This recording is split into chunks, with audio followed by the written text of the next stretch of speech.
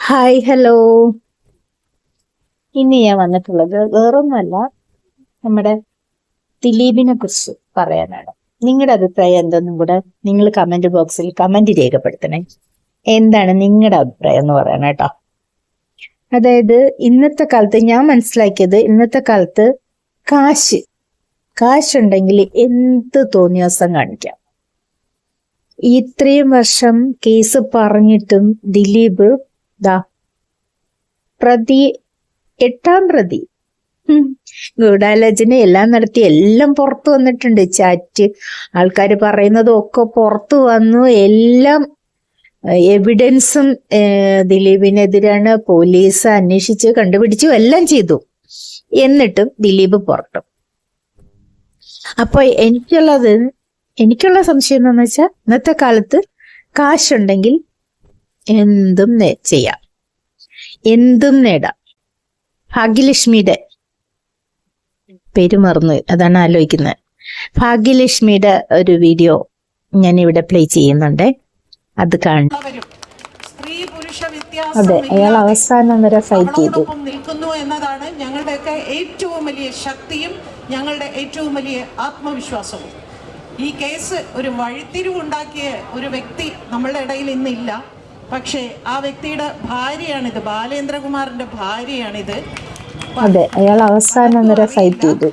ഇന്ന് എന്നോട് വിളിച്ച് ഇങ്ങോട്ട് ചോദിച്ചതാ, ചേച്ചി എൻ്റെ ഭർത്താവ് ഇത്രയേറെ, അദ്ദേഹത്തിന്റെ ജീവൻ പോലും പോയി ഇതിനോടൊപ്പം നിന്നിട്ട്, ആ മനുഷ്യൻ ചെയ്ത പോലെ ഒരു ത്യാഗം സത്യത്തിൽ മറ്റുള്ള എത്ര പേർ ചെയ്തു എന്നറിയില്ല.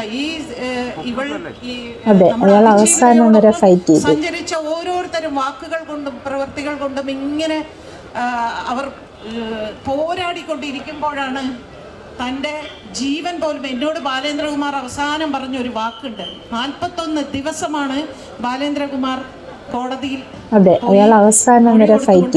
സാക്ഷി വിസ്താരം ഒക്കെ നടത്തിയത്. ഈ 41 ദിവസവും ഡയാലിസിസ് ചെയ്തുകൊണ്ടിരിക്കുമ്പോൾ എന്നോട് ബാലേന്ദ്രകുമാർ പറഞ്ഞത്, ഇത് മുഴുവനും തീർത്തിട്ടേ ഞാൻ ഈ ലോകം വിട്ട് പോവുള്ളൂ ചേച്ചി, എന്നിട്ടേ എൻ്റെ ജീവൻ എൻ്റെ ശരീരത്തിൽ നിന്ന് പോവുള്ളൂ എന്ന് പറഞ്ഞ്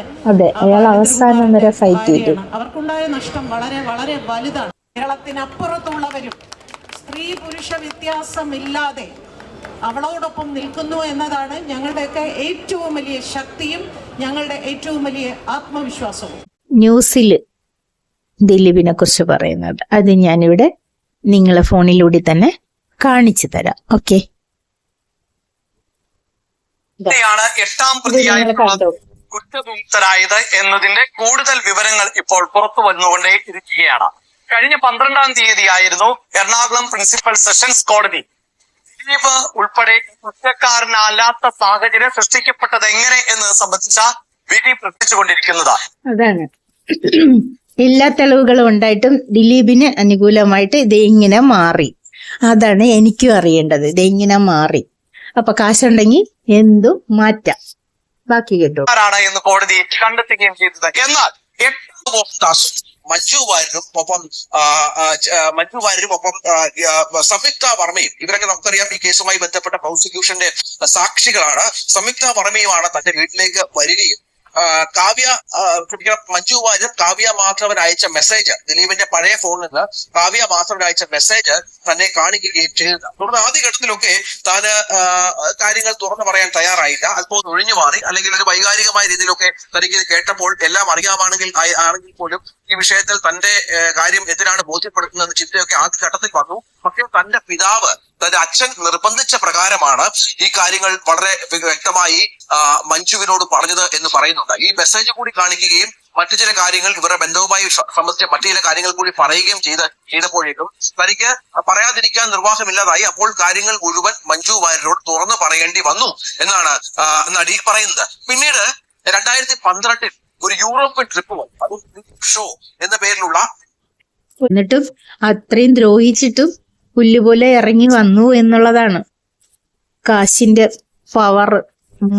മാൻ പവർ അല്ല, മണി പവർ, മസിൽ പവർ. ഇതൊക്കെയാണ് ഇന്നത്തെ കാലത്ത് നടക്കുന്ന ഇത് തന്നെയാണ്. ആർക്കും എന്തും ചെയ്യാം, ആർക്കും ആരെയും കൊല്ലാം, അല്ലെങ്കിൽ ആർക്കും ആരെയും എന്തും ചെയ്യാം കാശുണ്ടെങ്കിൽ.